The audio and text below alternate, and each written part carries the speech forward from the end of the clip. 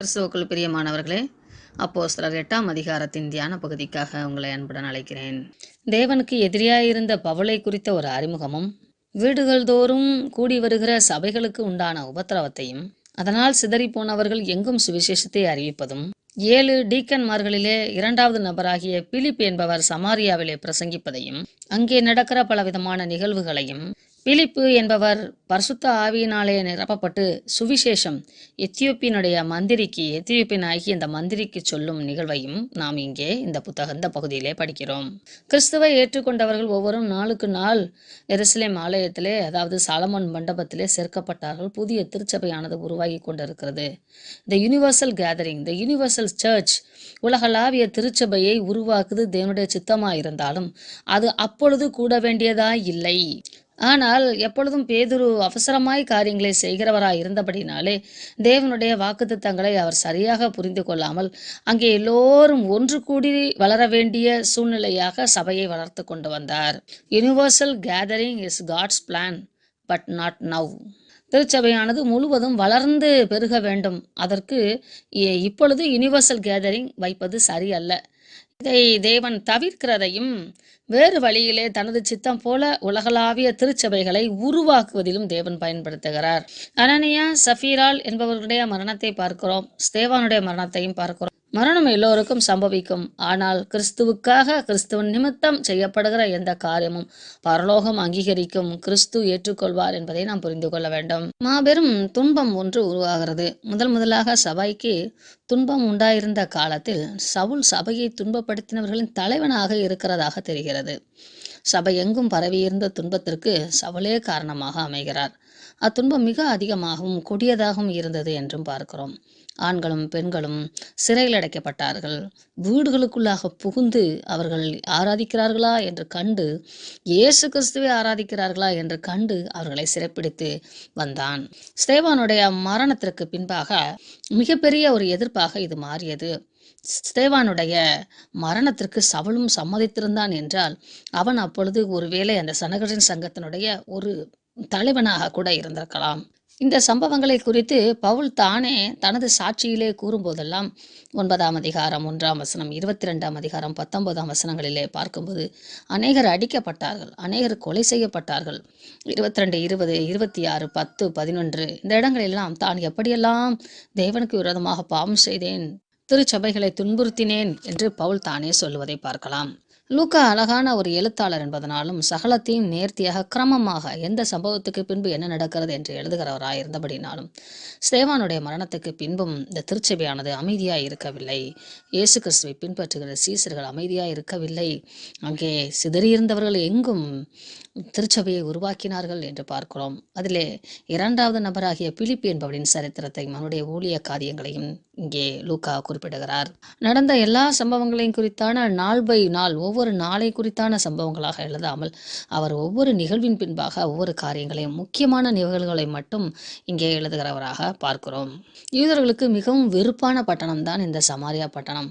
ஆனால் சிதறி போய் அடைக்கலத்திற்காக ஓடிப்போன கிறிஸ்துவை ஏற்றுக்கொண்ட கிறிஸ்தவர்கள் சமாரியாவில் தஞ்சம் போகிறார்கள். தற்போது யூதர்களுடைய கண்களிலிருந்து தப்பித்துக் கொள்வதற்கு சமாரியா மிகப்பெரிய அழகான ஒரு பட்டணம், பாதுகாப்பான பட்டணம். ஆதலால் சிதறி போனவர்கள் ஏன் இங்கே வருகிறீர்கள் என்று கேட்கும்போது நடந்த சம்பவங்களை குறித்து, கிறிஸ்துவை குறித்து சாட்சி கொடுத்து பிரசங்கிக்கிறார்கள்.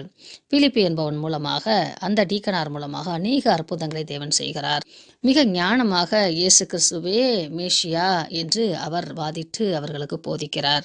சமாரியாவிலே வாழ்ந்தவர்கள் தேவனுடைய அந்த பிரமாணங்களுக்கு தூரமானவர்கள் அல்ல, ஆனால் யூதர்களால் ஏற்றுக்கொள்ளப்படாதவர்கள். அவர்களும் இந்த வேத பிரமாணங்களை எல்லாம் அறிந்தவர்கள் தான். நீங்கள் அதை யோவான் சுவிசேஷம் 4ஆம் அதிகாரத்திலே சமாரிய பெண்ணிடத்திலே தேவன் பேசும்போது சகல காரியங்களை அவர் வினாவுவதை நீங்கள் இங்கே நினைவு கூறலாம். அதனால் இவர்களுக்கு சுவிசேஷம் அறிவிப்பது மிக எளிதான ஒரு காரியமாக இருந்தது. அநேகர் உன்னித்து கவனித்து கேட்டார்கள். அவர்கள் மத்தியில் இருந்த அசுத்த ஆவிகளும் அசுத்த ஆவிகளின் கிரியைகளும் பொல்லாத குணங்களும் அவர்களை விட்டு தூரமாய் போனது. அநேக திமிர்வாதக்காரரும் சப்பானியர்களும் குணமாக்கப்பட்டார்கள். அவர்கள் அசுத்த ஆவியினால் பீடிக்கப்பட்டவர்கள் பரிசுத்த ஆவியின் கிரியைகளை கண்டார்கள். ஆதலால் அவர்கள் சந்தோஷம் உண்டாகி, சமாதானம் உண்டாகி கிறிஸ்துவை ஏற்றுக்கொண்டார்கள் என்று பார்க்கிறோம். அந்த பகுதிகளிலே வாழ்ந்து வந்த சீமோன் என்று பேர் சொல்லக்கூடிய ஒரு மாயவித்தைக்காரன், அவன் மாய வித்தை செய்வதினாலே தன்னை பெரியவன் என்று காட்டிக்கொண்டான். அநேகர் அவனை கண்டு பிரமித்து அவனை பெரியவன், பெரிய சக்தி வாய்ந்தவன் என்று நம்பினார்கள். இங்கே பிலிப்பு 12ஆம் வசனத்தில் நாம் வாசித்து பார்க்கும்போது, தேவனுடைய ராஜ்யத்துக்கும் இயேசு கிறிஸ்துனுடைய நாமத்துக்கும் ஏற்ற காரியங்களை எல்லாம் பிலிப்பு பிரசங்கிக்கிறான். அதை கேட்டு அநேகர் விசுவாசித்தார்கள். புருஷரும் ஸ்திரீகளும் ஞானஸ்தானம் பெற்றார்கள். தேவனுடைய ராஜ்யமும் இயேசு கிறிஸ்துனுடைய நாமமும் தான் இங்கே தெளிவுபட வேண்டிய சொல்லப்பட வேண்டிய சத்தியங்கள். மீதி எல்லாம் அவர்கள் அறிந்த காரியங்கள். ஆதலால் இவர்கள் இந்த சத்தியத்தை கேள்விப்படும் போது அப்படியே விசுவாசித்து ஏற்றுக்கொண்டார்கள். சீமோனும் ஆச்சரியமாக இந்த செய்திகளை எல்லாம் கேட்டுக்கொண்டிருக்கிறான். இவனும் யூதர்களுடைய பாரம்பரியமான நியாயப்பிரமாணங்களை அறிந்த சமாரியனாகத்தான் இருக்கிறான். ஆதலால் தன்னிலும் மேலான ஒரு சக்தியை அவன் கண்டபோது அப்படியே ஏற்றுக்கொள்கிறான். கர்த்தரே பெரியவர் என்று அறிக்கையிட்டு அவனும் ஞானஸ்தானம் பெற்றுக்கொள்கிறான். 13ஆம் வசனம் மிக தெளிவாக சொல்லுகிறது, சீமோனும் விசுவாசித்தான், ஞானஸ்தானம் பெற்றான். அந்த வசனத்தை கேட்டான், உணர்ந்தான், விசுவாசித்தான், ஞானஸ்தானம் பெற்றான். தொடர்ந்து பிலிப்புவை பற்றி கொண்டு அவன் பின்பாக நடந்தான். இந்த சம்பவங்கள் எல்லாம் எருசலேமில் இருக்கிற இயேசு கிறிஸ்து நேரடி சீடர்களாகி அவர்கள் கேள்விப்படுகிறார்கள்.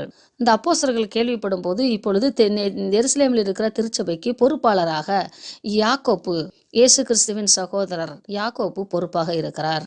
ஆதலால் அவர் பேதுருவையும் யோவானையும் சமாரியாவுக்கு அனுப்பி வைக்கிறார். இயேசு கிறிஸ்துவின் நாமத்தினாலே ஞானஸ்தானம் பெறுவதும், பரிசுத்த ஆவியை அதன் பின்பு பெற்றுக்கொள்வதும், அல்லது முதலாவது பரிசுத்த ஆவியை பெற்றுக்கொள்வதும் பின்பு ஞானஸ்தானம் பெறுவதும் வேதம் 2 பக்கங்களிலும் எழுதுகிறது. விசேஷமாக யூதர்கள் யாரையும் புறம்பே தள்ளக்கூடாது என்பதற்கு அடையாளமாக கொர்நேலியுசுடைய வாழ்க்கையிலே தேவன் புறஜாதி மக்களை ஏற்றுக்கொள்கிறார் என்பதற்கு அடையாளமாக பரிசுத்த ஆவியானவர் புறந்தள்ளப்பட்டார். இங்கே சமாரியர்கள் கிறிஸ்துவை ஏற்றுக்கொண்டார்கள். யோவான் ஸ்நானகன் கொடுத்த ஞானஸ்தானத்தை போல ஒருவேளை பிலிப்பு இயேசுவின் நாமத்தினாலே கொடுத்திருக்கலாம். பரிசுத்த ஆவியானவர் எனக்குள்ளாக தங்கி வாசம் பண்ணுவதற்கான அனுமதியை நான் கொடுக்கும்போது எனக்குள்ளாக கிறிஸ்துவின் லட்சணங்கள் உருவாகிறது. கிறிஸ்துவுக்குள் புதிய சிருஷ்டியாய் இருக்கிறான் என்று பார்க்கிறோம். அநேக வேளைகளிலே பரிசுத்த ஆவியானவருடைய அடையாளமாக அந்நிய பாஷைகளையும் இன்னும் ஜெபிப்பதையெல்லாம் மனிதர்கள் மிக பிரத்யேகமாக சொல்லிவிட்டு ஏற்பட வேண்டிய குணங்களிலே மாற்றம் இல்லாமல் வாழ்வதை அங்கீகரிக்கிற கிறிஸ்தவர்களை நாம் பார்க்கிறோம். இது தவறு. பரிசுத்த ஆவியான நமக்குள்ளாக வரும்போது ஆவியின் கனிகளிலே நாம் வளர்ச்சி அடைவோம். அசுத்த ஆவியின் கனிகளிலிருந்து தூரமாய் வாழ்வோம். இதை நாம் ஆழமாக புரிந்து கொள்ள வேண்டும். புதிய சிருஷ்டியாய் இருப்போம் என்பதை நாம் புரிந்து கொள்ள வேண்டும். அல்லது புதிய சிருஷ்டிக்கான லட்சணங்கள் நமக்குள்ளாக தோன்றி மறுரூபமாய் கொண்டிருப்போம் என்பதை நாம் புரிந்து கொள்ள வேண்டும். இங்கே ஒருவேளை கிறிஸ்துவை ஏற்றுக்கொண்டிருந்தும் ஆவிக்குரிய காரியங்களிலே மறுமலர்ச்சி பெறாதவர்களாய் இருந்திருக்கலாம். அந்த சூழலிலே அவர்களுக்காக அவன் ஜெபித்து அவர்களை ஆசீர்வதித்து நீங்கள் இந்த விதங்களிலே வாழ வேண்டும் என்று சொல்லி கிறிஸ்துவின் நாமத்தினாலே அவர்களுக்கு அறிவுரை சொல்லும் போது அவர்கள் ஒருமனப்பட்டு தங்களை ஒப்புக் கொடுத்தபடினாலே பரிசுத்த ஆவியானவர் வெளியரங்கமாக ஒரு சைன் போல, ஒரு அடையாளங்களைப் போல அவர் வந்து இறங்குவதை இவர்கள் கண்டிருக்கலாம். விசுவாசித்து ஒப்புக் கொடுக்கும் போது பரிசுத்த ஆவியானவருடைய அபிஷேகத்தை, அனாயிண்டிங்கை நம்ம பெற்றுக்கொள்வோம். கிறிஸ்துவுக்கு பிரியமாய் வாழ்வது என்பது நமது சுய பலத்தினாலே அல்ல. நம்மை நாமே கிறிஸ்துவுக்கு ஒப்புக் கொடுக்கும் போது தெய்வீக பலம் நம்மேல் ஊற்றப்படும். இருமனமாய் இருக்கிறவர்களுக்கு இந்த காரியம் நடக்காமல் இருந்திருக்கலாம். ஒருவேளை சீமோனுக்கு இந்த காரியம் நடக்காமல் இருந்திருக்கலாம். ஒவ்வொரு மனிதனுக்குள்ளாகவும் ஜென்ம சுபாவம் என்று ஒன்று இருக்கும். அந்த சுபாவம் சாக வேண்டும். ஜென்ம சுபாவம் கொஞ்சம் கொஞ்சமாக சாகும்போதுதான் பரிசுத்த ஆவியானுடைய கனிகளும் வரங்களும் ஆழமாக நமக்குள்ளாக வந்தேறும். பல வேளைகளிலே இந்த உலக பிரகாரமான அல்லது மனிதனை தேவன் இயற்கையாய் படைக்கும் போது அவனுக்குள்ளாக பல தாளந்துகளை வைத்து படைத்திருப்பார். அந்த தாளந்துகளையும் பரிசுத்த ஆவியானவருடைய அபிஷேகத்தையும் குழப்பிக் கொள்ளுகிறோம். பாடுவது, பேசுவது, கவனமாக சிந்திப்பது, காரியங்களை நடப்பிப்பது, நல்ல பேச்சு திறன், இவைகளெல்லாம் கூட தாளந்துகளாகத்தான் இருக்கிறது. ஆனால் தேவ தரிசனம், தேவனுக்கு பிரியமாய் வாழ்வது, தேவ சித்தத்தை நிறைவேற்றுவது, பிறரை கண்டித்து உணர்த்துவது, மறுரூப வாழ்வுக்கு நேராக வழிநடத்துவது, மனம் திரும்புதலின் ஆவியை பெற்றிருப்பது, அசுத்த ஆவிகளை வரையறுத்து விரட்டுவது, இவைகளெல்லாம் பரிசுத்த ஆவியானுடைய அபிஷேகமாக நாம் உணர்ந்து கொள்ள வேண்டும். தாளந்துகளை பணம் கொடுத்து நாம் சம்பாதிக்கலாம், கற்றுக்கொள்ளலாம்.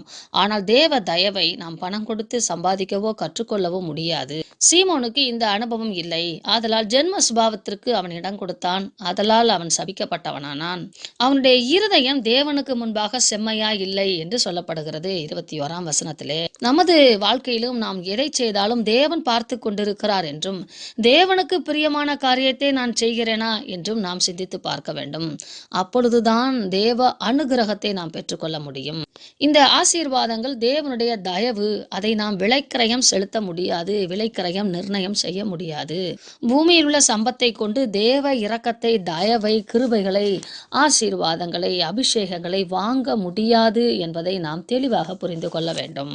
22 நீ உன் துர்க்குணத்தை விட்டு மனம் திரும்பி. அநேகர் நாம் கிறிஸ்தவர்களாக வாழலாம், கிறிஸ்தவர்களைப் போல அநேக நற்கிரியைகளையும் கூட செய்யலாம். ஆனால் உள்நோக்கம், இன்டென்ஷன் பிஹைண்ட் த ஆக்ஷன், அதைத்தான் தேவன் கணக்கிலே எடுப்பார். துர்க்குணம். தேவ தயவை பணத்தினால் வாங்க துடிப்பது துர்க்குணம். இயேசு கிறிஸ்துவின் நாமத்தினாலே அதை ஒரு பிசினஸை போல பயன்படுத்துவது துர்க்குணம். மனம் திரும்ப வேண்டியது, தேவனை நோக்கி வேண்டிக் கொண்டு, ஒருவேளை அவருடைய கடங்களிலே உனக்கு கிருபை கிடைத்ததனால் உன்னை மன்னிக்கலாம். உன் இருதயத்தின் எண்ணம் அவருக்கு விரோதமாய் இருக்கிறது. நமது வாழ்க்கையிலும் தேவ சித்தத்தை நாம் நிறைவேற்ற தவறுவோமானால், விரும்பாவிட்டில் அல்லது தவிர்ப்போமானால், நமது இருதயம் தேவனுக்கு விரோதமாய் இருக்கிறது என்ற அர்த்தம். அதன் மூலமாக எத்தனை செல்வங்கள் வந்தாலும் அது கசப்பும் பிச்சும் பாவக்கட்டுமாய் நமக்கு அமைகிறது. 24ஆம் வசனத்திலே அவன் மனம் திரும்பியதை பார்க்கிறோம். இவைகள் ஒன்றும் எனக்கு நேரிடாதபடிக்கு எனக்காக வேண்டிக் கொள்ளும் என்று தன்னை அர்ப்பணித்தான். இது எதை குறிப்பிடுகிறது என்றால், மனம் திரும்புவது என்பது ஞானஸ்தானம் பெறுகிற அந்த நாளிலே முழுவதும் நடந்து விடவில்லை. ஒவ்வொரு நாளும் நம்முடைய எண்ணங்களிலே மாற்றங்கள் உண்டாக வேண்டும். ரட்சிப்பு என்பது, மனம் திரும்புதல் என்பது வளர்ச்சியை நோக்கும் பரிபூரணப்படுதலும் கிறிஸ்துவின் லட்சணங்களையும் குணங்களையும் நாம் கையாளுவதற்கும் கடைபிடிப்பதற்கும் விருப்பப்படுவதற்கும் கற்றுக்கொள்வதற்கும் அடையாளமாக இருக்கிறது. ஒவ்வொரு நாளும் பரிசுத்த ஆவியானுடைய அபிஷேகத்தினாலே நிறைவு பெற்று நாம் இந்த காரியத்திலே முன்னேற வேண்டும். ஒருவனும் ரட்சிப்பாகிய நமது கிரீடத்தை எடுத்துக்கொள்ளாதபடிக்கு நாம் கவனமாக இருக்க வேண்டும், எச்சரிக்கையாக இருக்க வேண்டும் என்று வேதம் நமக்கு வலியுறுத்துகிறது. இரண்டாவது மிகப்பெரிய சம்பவமாக பிலிப்பும் எத்தியோப்பியனுக்கும் இடையாக நடக்கிற சம்பாஷணைகளை நாம் இங்கே பார்க்கிறோம். தேவனுக்கு பிரியமான ஊழியம் செய்யும் போது பரிசுத்த ஆவியானவர் நம்மோடு கூட பேசுவார். நாம் செய்ய வேண்டிய ஊழியம் இன்னதென்றும், யாருக்கு சுவிசேஷம் பகிர்ந்து கொள்ளப்பட வேண்டும், எப்படி பகிர்ந்து கொள்ள வேண்டும் என்பதை குறித்தும் தேவன் நமக்கு போதிப்பார், பெலன் கொடுப்பார், அதை செய்து முடிப்பார். ஆமென். நமது சரீரமும் மனதும் நமது திறமைகளும் அவருக்கு வேண்டும், பயன்படுத்துகிறவர் கர்த்தர். பிலிப்புக்கு எழுந்து எங்கே போக வேண்டும், காசா பட்டணத்திற்கு போ, வனாந்திர மார்க்கமாய் போ, அந்த ரதத்தோடு சேர்ந்து கொள் என்று சொல்லி சரியான வழிநடத்துதலை பரிசுத்த ஆவியானவர் அவருக்கு கூட இருந்து கற்றுக் கொடுத்தார். ஷேபா என்கிற பட்டணத்தைச் சேர்ந்த அந்த ராஜஸ்திரீ, கண்டாக்கே என்ற ராஜஸ்திரியுடைய மந்திரி தான் எத்தியோப்பியன். இயேசு கிறிஸ்து பிறப்பதற்கு 300 வருடங்களுக்கு முன்பாகவே பழைய ஏற்பாடு கிரேக்க மொழியிலே மொழிபெயர்க்கப்பட்டு விட்டது. இந்த புத்தகங்கள் தேவ ஆலயங்களிலே விற்கப்படுகிறது. ஆதலால் யூதர்கள் அல்லாத புறதேசத்து மக்கள் வரும்போதெல்லாம் இந்த பிரதியிலே ஒரு புத்தகத்தை வாங்கி செல்வார்கள். எத்தியோப்பியா, அதாவது ஷேபாவுக்கும் சாலமோனின் காலத்திலிருந்தே தொடர்பு உண்டு என்பதை நீங்கள் புரிந்து கொள்ள வேண்டும்.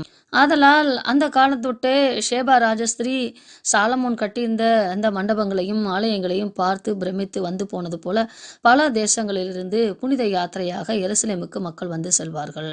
அவர்களும் அந்த கோயிலிலே, அந்த ஆலயத்திலே நேர்த்தி கடனை செலுத்துவார்கள். அதாவது பொருத்தனை பண்ணி கொண்ட பலிகளை செலுத்த வருவார்கள்.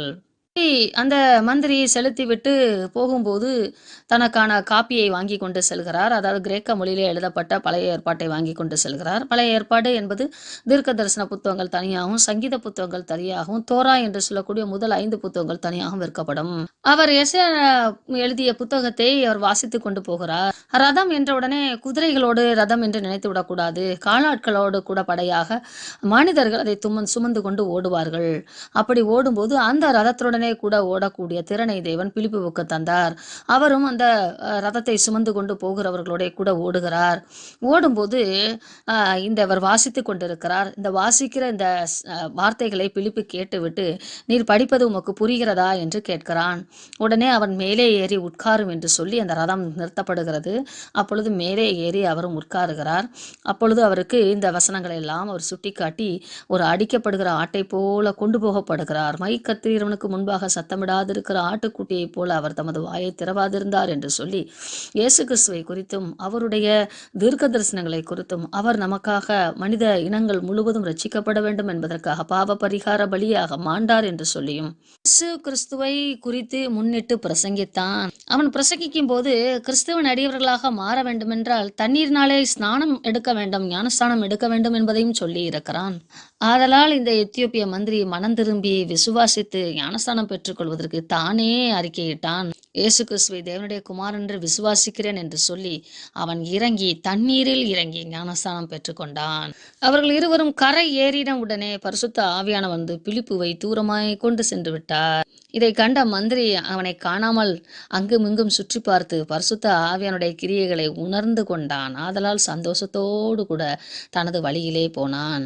சமாரியால வந்து கடல் மார்க்கமாக ஓடி வந்த பிலிப்புவை தேவன் பாதி தூரம் வரைக்கும் ஆசோத்திலே கொண்டு வந்து சேர்த்து விடுகிறார். செசரியாவுக்கு பக்கம் அந்த வழியிலே அவர் பிரயாணம் பண்ணி வருகிற வழிகளிலெல்லாம் சுவிசேஷத்தை பிரசங்கித்து கொண்டு வருகிறான்.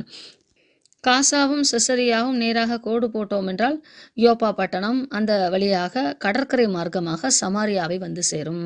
இந்த செசரியா என்பது மிக ஒரு செல்வ செழிப்பான ஒரு பட்டணம். பவுல் தனது 2ஆம் பிரயாணத்தை முடித்துவிட்டு எருசலேமுக்கு வந்து சேர்ந்த பொழுது இந்த பிலிப்பு என்பவனுடைய வீட்டிலே தான் செசரியா பட்டணத்திலே வந்து தங்குகிறான். இதை நீங்கள் அப்போஸ்தலர் 21ஆம் அதிகாரம் 8ஆம் வசனத்திலே வாசிக்கலாம். இப்படி லூக்கா யூதர்கள் அல்லாத கிரேக்கர்கள், யூதர்களிலும் மற்ற புற ஜாதிகளிலும் சம்பந்தங்கள் வந்திருந்த பாதி யூதர்கள் என்று தேவனுடைய பணியானது எல்லோர்கள் மத்தியிலும் பரவிக்கொண்டிருப்பதை அழகாக விசாரித்து தனது எழுத்துக்களில் எழுதுகிறார். பரிசுத்த ஆவியானவர் ஒவ்வொரு மனிதனையும் பயன்படுத்துகிறார். உங்களையும் என்னையும் பயன்படுத்துவார். ஆமென்.